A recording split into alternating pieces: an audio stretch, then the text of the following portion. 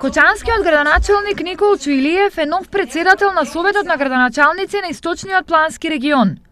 Поддршката од своите колеги Илиев ја доби едногласно на првата конститутивна седница на Советот. Ова беше еден джентлменски договор каде што се договоривме да првите 2 години председател биде од општина Кочани, а наредните 2 години да таа функција добие Штип. Ова функција која ја добив и која ја имам е само уште една додатна обврска и одговорност пред сите граѓани за верниот исток.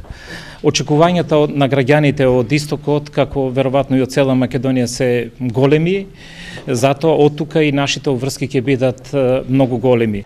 Домаќин и председавач на првата седница на Советот беше општина Штип и градоначалникот Благој Бочварски, кој очекува конструктивна и успешна работа меѓу сите 11 општини. Верувам дека ќе имаме успешна соработка и после 2 години, односно после 4 години, да бидеме сведоци дека Источниот регион ќе влече напред и ќе оди напред со многу средства и со поддршка на владата и со странски средства, со меѓуграничната соработка која што ние овде која што ја имаме како можност за дополнителни средства, да направиме многу проекти за граѓаните од целиот регион.